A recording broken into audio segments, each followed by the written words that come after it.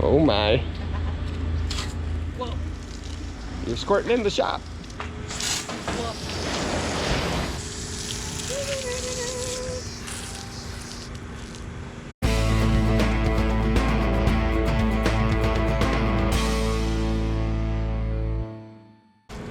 What is up, JL Life? Modell here.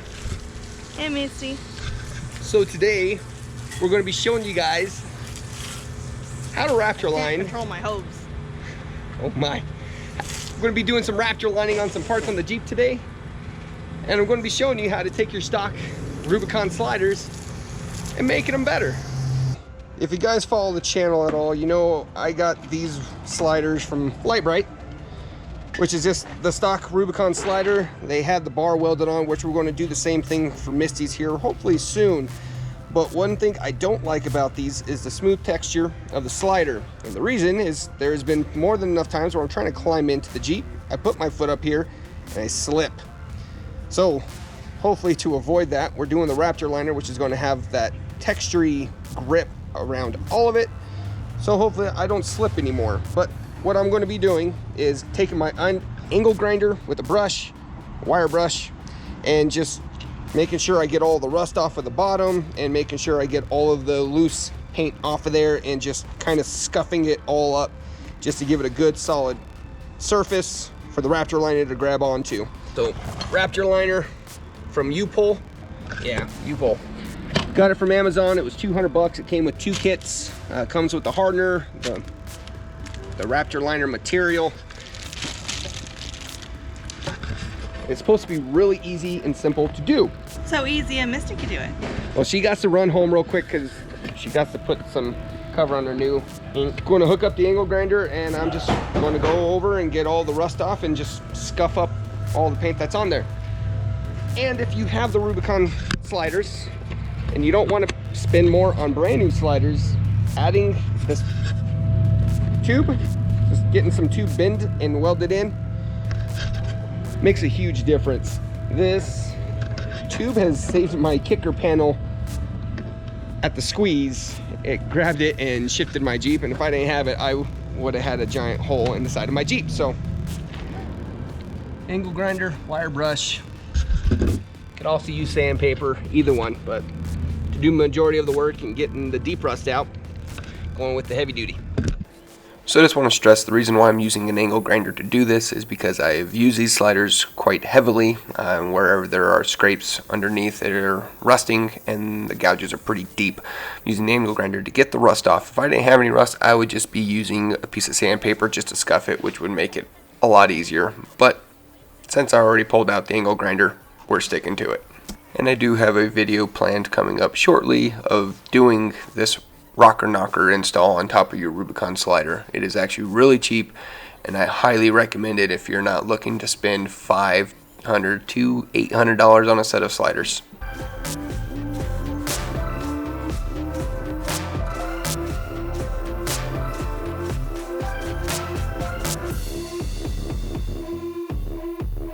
Alright, so this is all bare metal because this came off really easy. The actual slider itself is a little bit more well done. But anyways, we don't need to get all the paint off. We just need to scuff it up to make it look basically like this all the way around, and try to avoid, find a really good shiny spot. Yeah, and just try to avoid the shiny spots. Some parts are going to be kind of hard to get the angle grinder in. It's when you use sandpaper, but yeah, it's all about prep work.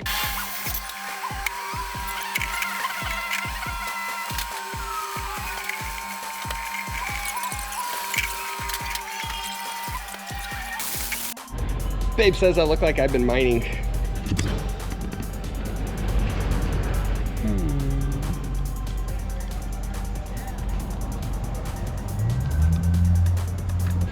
Blue steel.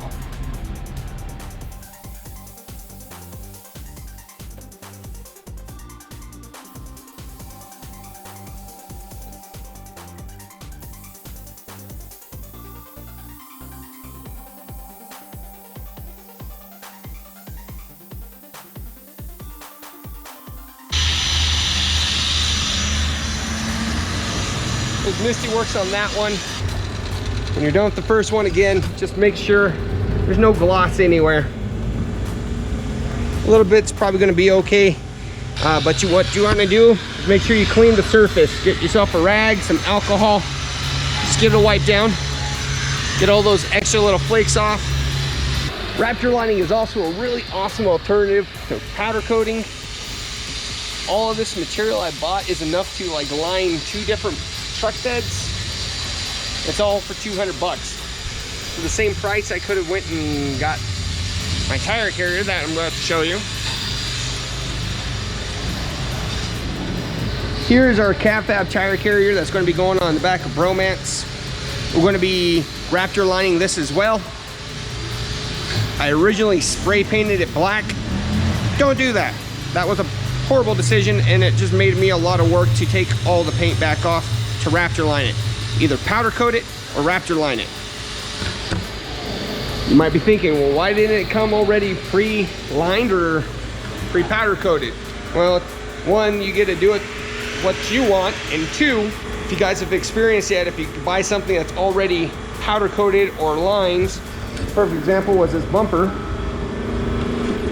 You get it and it's been bashed around and you have giant gashes in the middle of your lining, and you gotta go and do it again anyway, or hit it with bed liner, but getting things bare steel will prevent that. So you guys know Mike, he's one of the guys I wheel with in the green and black Toyota. If you guys have ever noticed, he's actually Raptor lined his entire rig, and I mean, it looks great. I mean, you got some scratches, it's held up great. I mean, he got dents, and I mean, everything just has held up so well.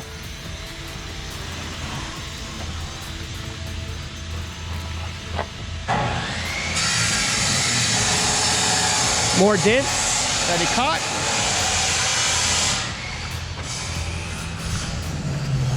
But I mean, Raptor lining is such an awesome, strong option for you to do, and it's easy DIY stuff. If you have a big piece, you don't have to go and take it into or try to find a big oven for powder coating. But Misty's doing a really great job. All she's doing again is just removing the gloss, and she's getting that done quite well. It's also important before you spray with the Raptor line, make sure you clean it. A degreaser, alcohol, something, make it a nice clean surface to adhere to.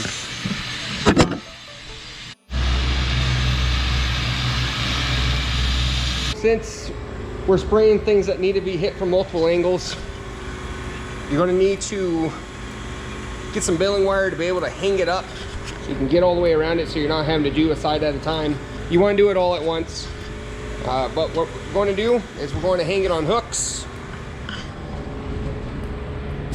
in between 2 points. One's going to be spraying. My buddy's Mike's going to help me rotate it so we can hit it all. We're going to hang it up on a lift, let it dry for 12 hours. We'll see the end product. Look at her face. She likes to get dirty. A little bit.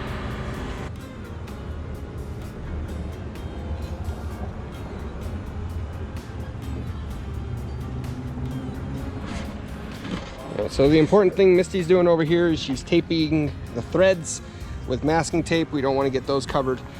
Another thing we're going to need to do, all the spots where it's tapped for a bolt, we're going to just stuff some masking tape in there just to help protect the threads.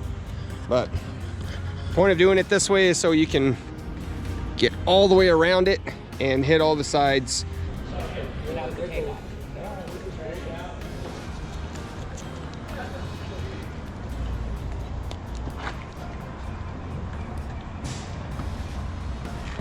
I needed some angle here.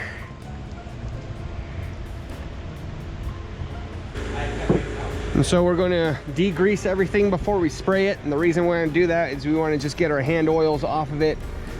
You don't want the oils being in between the two because it can cause peeling.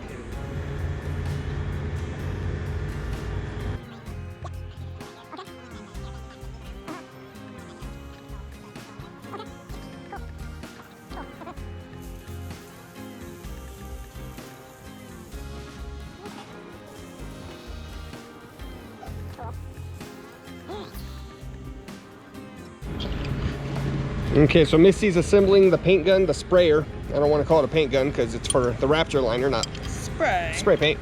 But she's putting the nozzle in. So with the nozzle, you can adjust the spray pattern by how far in you have it or how far out. The further in it is, it's going to be a wider pattern and blotchier. The further out is going to be more of a narrow and finer texture. The other part is the pickup tube that goes into the bottom. Now, these are reusable. From what I understand, they're kind of a pain in the ass to clean and not worth cleaning out. They're relatively cheap. So we're going to end up throwing this one away, and when I go back to Raptor Lining, we'll just buy another one from Amazon for around $12. So the way this stuff works is you have your hardener, and of course you have your liner. From what I understand, that there should be a gap in the tube and the bottle, and you just fill it with the hardener. You shake it, you stick it to the bottom of the gun, you hook it up to the air line. You want it at about 70 psi, and you just start spraying. Again, what's awesome about this stuff is it doesn't have to be perfectly prepped. Of course, prep work is always good work, but if there is, as when you're sanding and you have those two levels of the old paint and the bare metal and you go to paint over it, you're going to see that line. So with this stuff, it should hide that. It won't hide dents, it won't hide deep scratches, but it will hide the minor imperfections. So it's not so important to make it sure it's all perfect, like if you're going to powder coat it, which is one of the benefits of this. Oh, and of course, I'm sorry, another thing you need is a regulator to make sure you're adjusting the PSI correctly at the nozzle, not at the air compressor. It works a lot better this way. It's more controlled. But anyways, I'm just going to follow Misty. Mike's going to be our handyman, and we're going to spray those, and we're going to get to the sliders. Like I said, Misty's already taped off the threads that we can't remove. I stuffed the tapped areas for the bolts, and yeah, this is it. So to mix these, it's filled to about right here. What you're going to do is you're going to pop off the cap. You're going to fill with the hardener, and you're going to fill up until this little bezel right here. You're going to close it back up. You're going to shake the hell out of it. Once you shake the hell out of it, take the lid off, put it into your spray gun, and start going to town spraying. You have roughly about an hour before it starts going bad. You cannot reuse this once you mix it, so don't skimp once you mix a bottle. Use as much as you need. This stuff actually covers quite a bit. However, since we're doing little bits, we're going to have a lot of blowback that's going to go past what we want to spray, and we're going to be wasting a lot. Unfortunately, that's just the way it is. If you were going to be spraying, say, a truck bed, 6 bottles would be more than enough to line it twice to do your 2 coats. We're probably going to use 2 bottles just for all of this stuff, but not a big deal. I was kind of hoping to have my bumpers in so I could do it all at once, but it didn't work out that way. Not a big deal. This stuff is actually really cheap. All of this was $200 and it came with the free gun.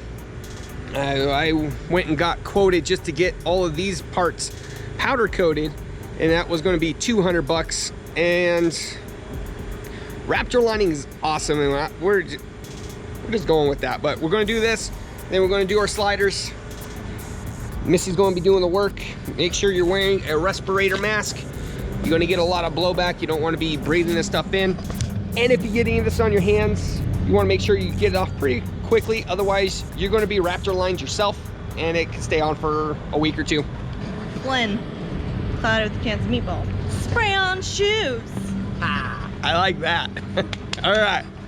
Important reminder when you're spraying, make sure you don't tip it, because you're going to make a mess with the Raptor liner everywhere. Hole so there. Yeah, there's a hole right there. So keep it right side up. Adjust your body to what you need to spray. Don't adjust the sprayer to what you need to spray.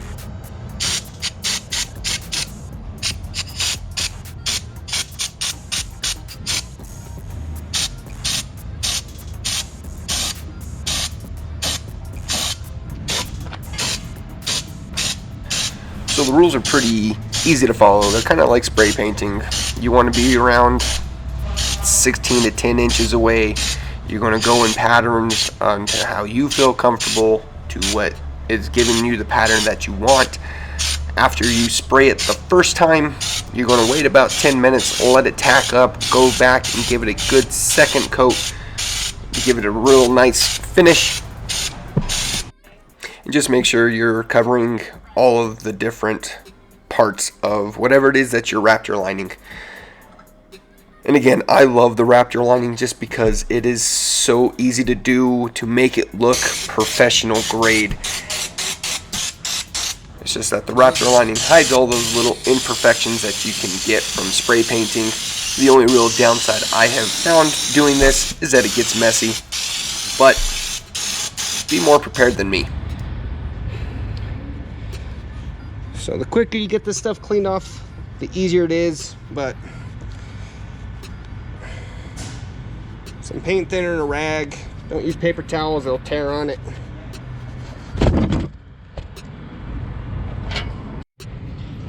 I realize I probably should have worn some long sleeves.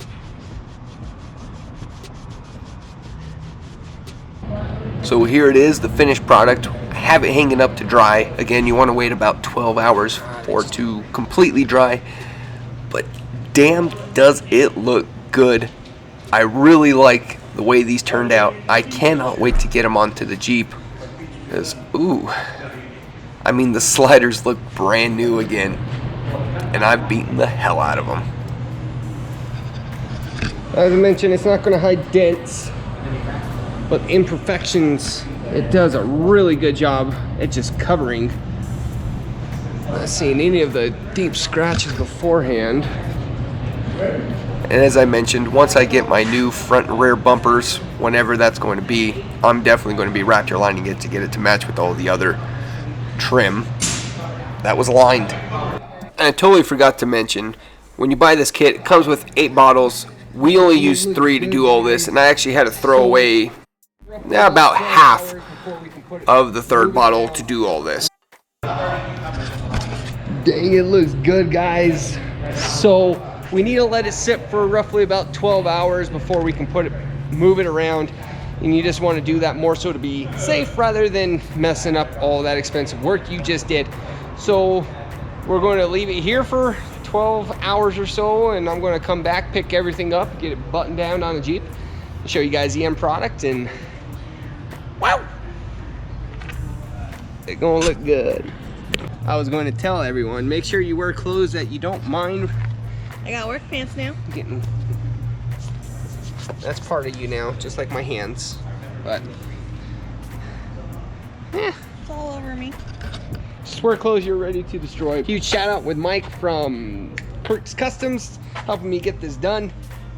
He was just my subject matter expert, and he had the space and the knowledge to help me getting this thing done, and that's why we came here. I hope you enjoyed the video. The Cafab tire carrier, God, it looks good. Raptor line. That install should be coming really soon. We're going to have that on before Moab.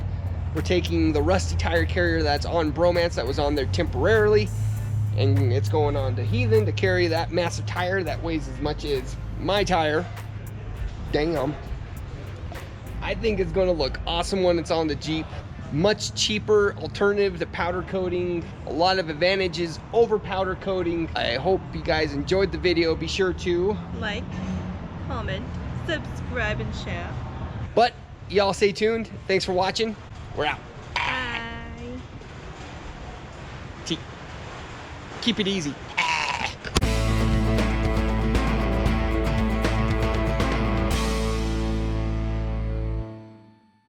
Look at it. Looks like a sport.